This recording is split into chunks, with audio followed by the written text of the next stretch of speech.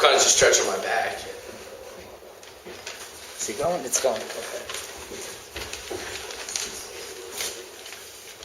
I think we're rocking. We're rocking? Yeah. Okay, so how's it going, Professor? It's going well. Thank you for asking. It's going good.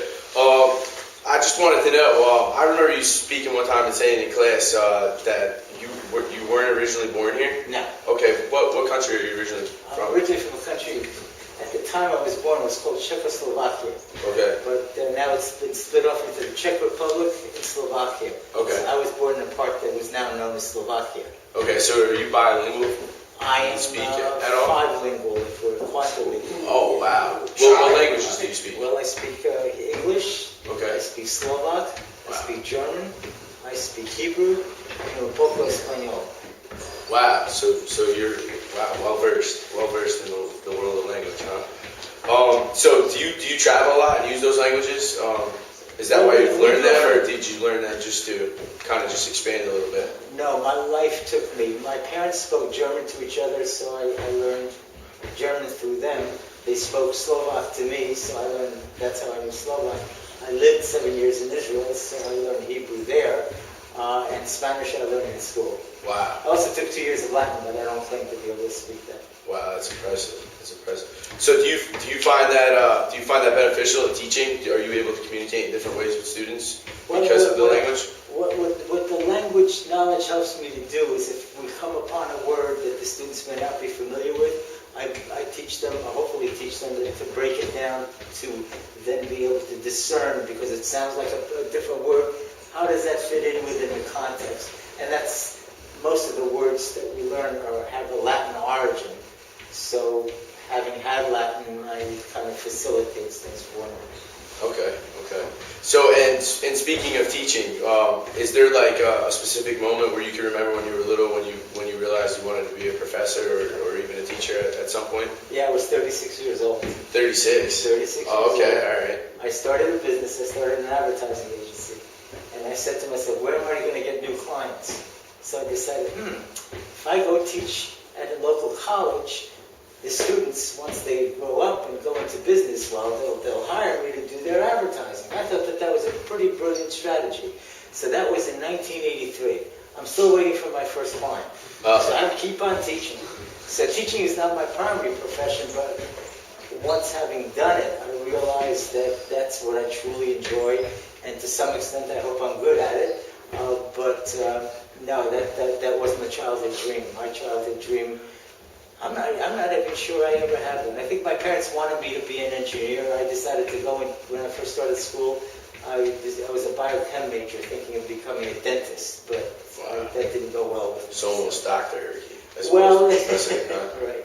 Yeah, that's cool. That's impressive. That's impressive to be able to just kind of change fields like that, a little later in life, and still be able to be as inspiring as you are in class and things like that. Interactive, high energy. It's pretty impressive. So, what do you enjoy most about teaching? I would say my interaction with the students. My Yeah. interaction with the students, and having to stay on top of the issues. So I'm constantly reading articles about interviewing. I'm constantly reading articles about public relations. I'm constantly reading articles about advertising, speech giving, whatever it might be, so that I can pass it on to my students and to show that what we're learning theoretically is real practically, that people are talking about it, how it's being used in the real world. It's just not something that's coming out of a book like Humpty Dumpty sat on a wall. Yeah. It's a reality. Absolutely. And speaking of, you study in different ways to reach out to the students and show them different material and stuff like that. Do you watch a lot of talk shows? Because, I guess that's got to be the best. I've known you shown them in class before, but that's got to be the best way as of kind of studying the whole interview process in general, right? It is. Unfortunately, what I would love to be able to show to the class are political interviews.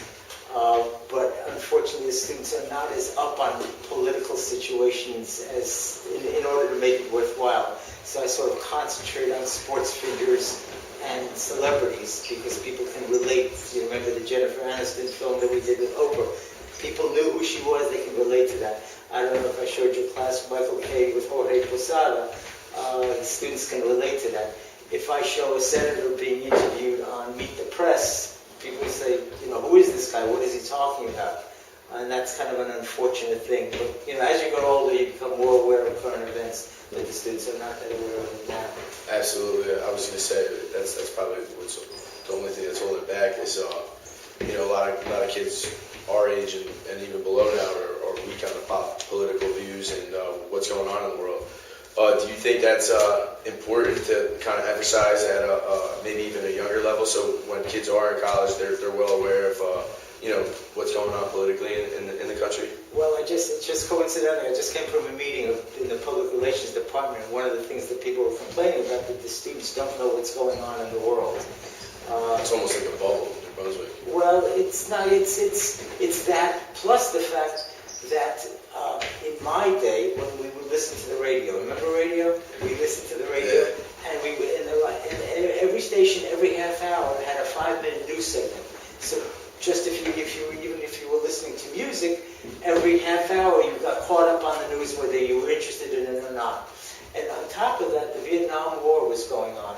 And on college campuses were people protesting pro and against. So when you would meet at the Student Center, you sat down at a table with a bunch of people. That's what they were discussing. So in order to be accepted, to be cool, to be in with the impact, you had to be knowledgeable about what's going on in the world. So out of necessity and also by intrusion, you were kept up with the news. Today with the MP3 players who stick it in, you can insulate yourself from the news. So eventually, I think it's a great idea, because what happens one day you get a job and you sit down at a luncheon with your senior manager and he says to you, what do you think about what's going on in Syria? And you say, is there something going on in Syria? Well, it's a big doings, but most people don't know about it. Absolutely. You see what I'm saying? It's a great way to network as well.